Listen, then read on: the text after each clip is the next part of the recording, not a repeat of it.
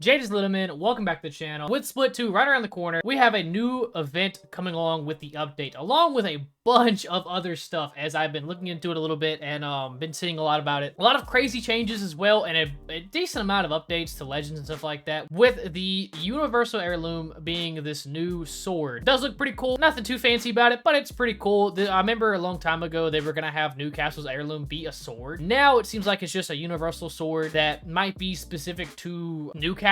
As you can see though, we are getting an event with it, Power Sword Royale, where you can block bullets with it, take less damage, melee with it. I also have a bit of a ranged attack right there as well in the clip. As also April Fool's is right around the corner. We get the Mozambique mode where it has like one of them is like a Kraber, one of them is like a RE45. Solos is coming back as well. That's gonna be fun. I'm gonna be spectating that as well. Skirmisher updates to where, as you can see in this clip, Wraith gets her ability back on a knock, is now able to cancel her ability very quickly to get in and out of her phase to where she's not stuck in it. So that's a major buff for Wraith. Bunch of stuff to go over in this. I will link this down in the description, of course, because I'm not going to go over each and every tiny little detail. Pubs, the wintertime mode, the Power Sword Royale. So something just fun, obviously, to do. That's going to be cool. Skirmisher update, the class update in general. They get Trailblazer. Your squad mates receive a speed boost when sprinting towards you. Allies must be at least 20 meters away to receive this bonus. So anyone that is running a Skirmisher class, your teammates get this by default, which is freaking insane to think about. This is kind of like Conduit's passive when she's really far away from teammates. She gets a speed boost going toward them up to a certain meter. Once she gets too close to them, then her speed boost goes away. She has to be looking at them though, so I'm assuming it's probably going to be the exact same way. Charged knock though. This is going to be crazy. Skirmishers gain an extra ability charge and 50 HP regen on a knock. Extra charge lasts for 30 seconds or until used. Extra charge applies to our Skirmisher legend tax, except Octane, who gains an additional ult charge instead. HP regen will first heal health, then shields if applicable, and can be interrupted by damage. The fact that you can regen 50 HP or shield just by a knock,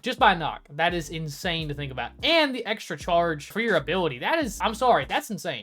Here's a preview of the sword though. Sword looks pretty cool, I'll admit. Not gonna be something I'm gonna buy, obviously, but it's pretty cool. Patch notes, balance updates. I'm not gonna go over each and every tiny bit of it. If you want to look at it, don't forget, it's down in the description. You can read it yourself. Heat shields are getting a change. Skirmisher class perks, everybody gets the charge knocked and Trailblazer. Ultra's getting a bit of changes. I'm not too worried about her. I wasn't a big fan of her when they dropped her. She was cool, but like, it was nothing to main. Ashe Void Breach ult cooldown increased to 2 minutes 30 seconds. Was 2 minutes. That needed to be changed because as I have been using Ashe, she feels broken getting that thing back in just 2 minutes flat. Horizon's new level 3 abilities look very good. Conservation of energy. Spacewalk grants 25 HP shield regen on soft landings. Combat reserve. Access assault bins. Carry extra ammo per stack and extra grenade slots. These are two good new upgrades that you really have to like think about if you're an assault player and you can use your ult well. The extra grenade slots are going to be what you probably want, or you can just get a free 25 shield for every time you do a soft landing, which is most of the time you do it, so you don't have to use cells whenever you're doing a soft landing. And mid gunfight when you're in her queue and getting that little 25, pretty good, not gonna lie. Pathfinder loses down and away and gets grapple cooldown plus decreased tack cooldown by 10 seconds. And the dev note here, with Skirmisher class perk, Pathfinder's down and away upgrade needed to be replaced, so we've added a simple cooldown reduction for now. That right there says they're gonna adjust that again eventually. Don't know when, but they will. A good bit of changes to Revenant here as well. Assassin's Instinct allies can now see the low health tracking marker like Revenant. Shadow Pounce, activation time reduced by 30%. Cooldown reduced to 20 seconds, was 25. Lord Shadows, shield HP increased by 25. Removed Murder Machine, added Try to Hide, doubles the duration of passive mark when getting enemies to low health. Removed Grim Leaper, Agile Assassin added, reduces Shadow Pounce activation time and charge time by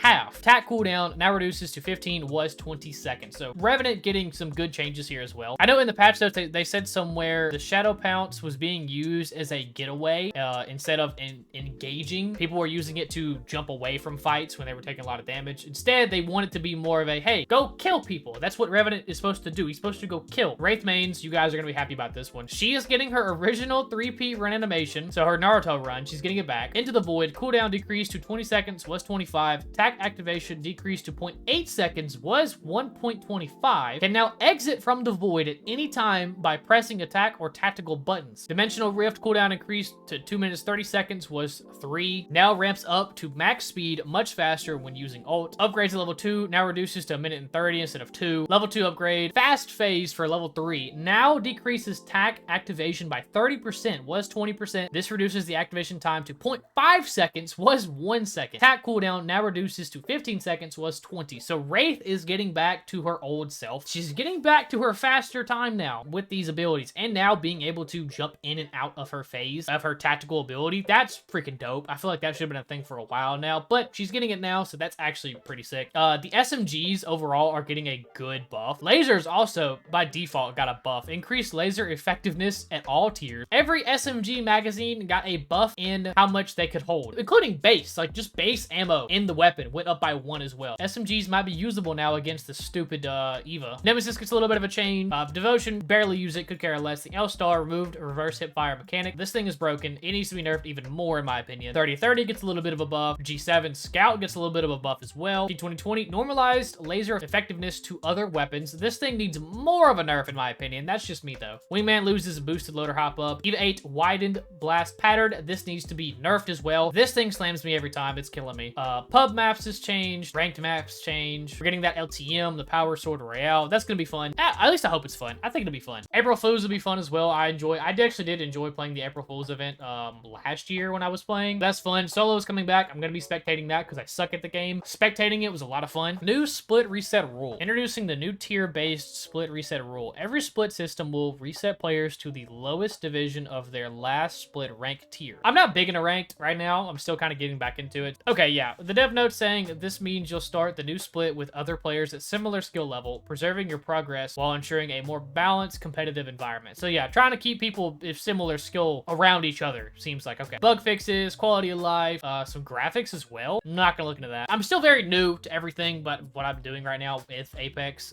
Like I said, have not been in the game for like 9 months, have not looked at anything or even worried about the game for 9+ months now. Now I'm getting back into it, and now the Skirmisher update looks pretty good. I do like using Pathfinder a lot, so this actually probably is kind of good for me. Maybe. I kind of suck at the game, so like it won't be that good. I like using Pathfinder though, so some of these events do look pretty fun as well. I'm ready for the April Fool's event. I wish they would keep 3 strikes as just a permanent limited time mode. In all honesty, I really wish they would. They're not going to. I know that. Solo's coming back for a little bit. That's gonna be fun to watch, so that's good. Skirmisher update all around looks stupid good and probably kind of broken depending on how good of a player you are using them. New sword looks cool. Not gonna buy it. The new playlist to it looks kind of cool though. So all in all, doesn't look like that bad of an update. Looks pretty good. We'll see how good it does though. Obviously, I think it'll be good though. I see no problem here. I really don't actually. That's really weird to say, honestly. I've gotten so used to like Call of Duty updates not doing jack diddly squat and always like breaking the game even more to where if this breaks anything, it's not gonna surprise me first off because I'm so used to it now with COD. But it looks